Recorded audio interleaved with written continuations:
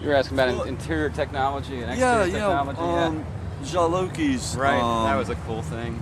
Jaloki's concept about the internal and Right. external technologies. Yeah, because he was saying, we come down there, we bring groups down there, and he said, it's cool. You guys come down with your external technology. You come down with your mini mag flashlights, and you can see in the dark.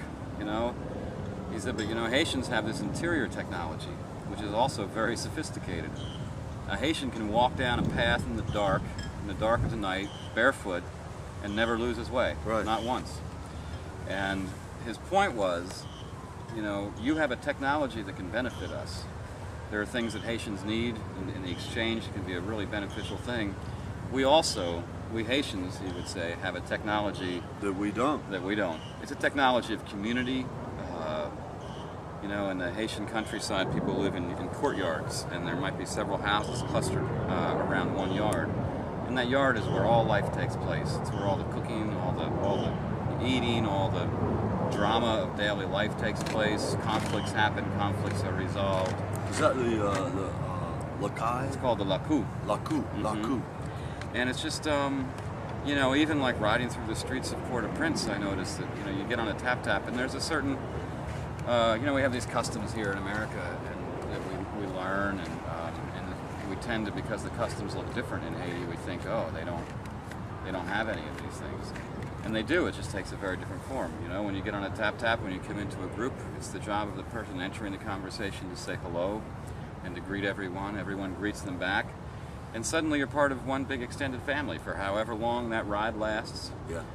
Your business is everybody else's business, and everybody else's business is yours. If someone gets on and needs help with their package, right, you help them. If a baby needs to be held, you hold a baby. Right. And somebody might say, "Man, you're ugly," and it's it's just there's a beautiful. Well, and the contrast is here in the States, if you got on a bus or something, there's no conversation with strangers. You don't look people in the eye. eye. You don't make eye contact.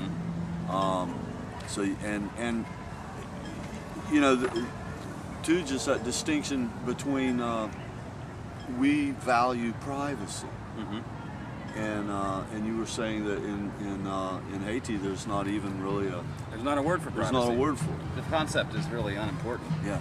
I remember a really good friend of mine. Here we are in the neighborhood of what neighborhood are we in? This is like the west side. Yeah. West side. So this is a community garden, so we have background noise, and which is fun. But it's a friend of mine who was in Haiti for a while doing a homestay. She at one point said, I can't be alone. I go to the bathroom to be alone, and within 10 minutes somebody comes and knocks on the door and says, "Are you okay?" Because in Haiti, if you want to be alone, there must be something terribly wrong. Right. And so I think that's even, I know we're like jumping back and forth, but that whole thing after this earthquake has been like the therapy for Haitians. People are doing therapy on every street corner, and every market, on every tap-tap ride that I took recently. People are telling their stories. People are dialoguing back and forth. I remember one guy said, "Man," he said, I don't know what to do. I skipped class one day, and that was the day of the earthquake, and 500 of my classmates at the University of Port-au-Prince were killed. And he's telling this in the context of 15 people sitting in the back of a truck bumping down the side of the mountain. Yeah. And one guy looked at him and said, well, it was a girl. A woman looked at him and said, there's a reason why you're alive. And he kind of shook his head, and somebody else said, no, there's not. Why would you think there's a reason for him to be alive? And a reason for those 500 people to be dead? Was there a reason for that too? He was indignant, and everybody kind of got uptight, sort of in defense of the young man. And then the guy himself said, if there's a reason for you to be alive, you need to create it, discover it, and implement it. Yeah. And this is the kind of therapy that's happening. And everybody, agreed at that point. And then the guy who actually, and the young man reflected. He was like, well, you're right. What is my purpose? There needs to be a purpose. There needs to be some reason why I'm alive. And what am I going to do with the fact that I'm alive? Am I just going to feel guilty? Or is there a way for me to serve my people and to help my friends who are alive and their families and the people who died? And the guy who kind of accosted him on that had his own story. Sure. You know, and his story was, he said, yeah, I know. And suddenly he became very vulnerable himself. And he said, you know, the day that happened, the whole house shook and I ran from my house for my life. I didn't know what was going on. The house crumbled and I realized I forgot my mother. I left my mother in the house. And he looks around the truck and he says, how does a man forget his mother? And he said, you know, I ran back in and I was able to get her out, but just living with the fact that I forgot my mother in that instance. Yeah. You know, but those are the kinds of conversations that come out of the culture that has developed, out of the richness that has developed in Haiti. You know? Yeah. You know, we pay for a therapist for that stuff. We pay $80 an hour and go to a therapist, but they don't have access to that. But maybe what they have access to is even more valuable than what we pay $80 an hour for. You know. Right. Well, it's just, you know, I think we need to, you know, just realize that we're in a cross-cultural engagement. You know, the thing that really impacted me, like the first trip that I made to Haiti with you, was the realization that I was coming to Haiti as a guest. You know, this is their community. Mm-hmm. You know, this is his home. This is his family, and I'm a guest. Yeah. Why is that not the starting point when you start thinking of helping, assisting, developing? Well, that goes even into like what went wrong in the rescue, in the whole rescue thing.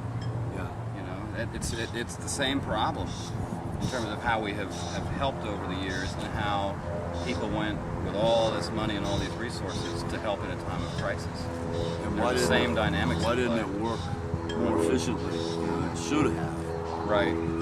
I mean, how many disasters does it take to begin to learn these lessons, to apply, you know, how to do relief the right way? Right. You know, I know when you went to Haiti after the earthquake, you know, you connected with these small nonprofit organizations have been working in Haiti for years and had all these relationships with people there in the communities. And after the earthquake, here comes the huge relief effort with all the might of the United Nations and the magnitude of the Red Cross and everything. But it was just sort of like this top-down approach to how are we going to distribute this aid that is so, you know, vitally needed right now.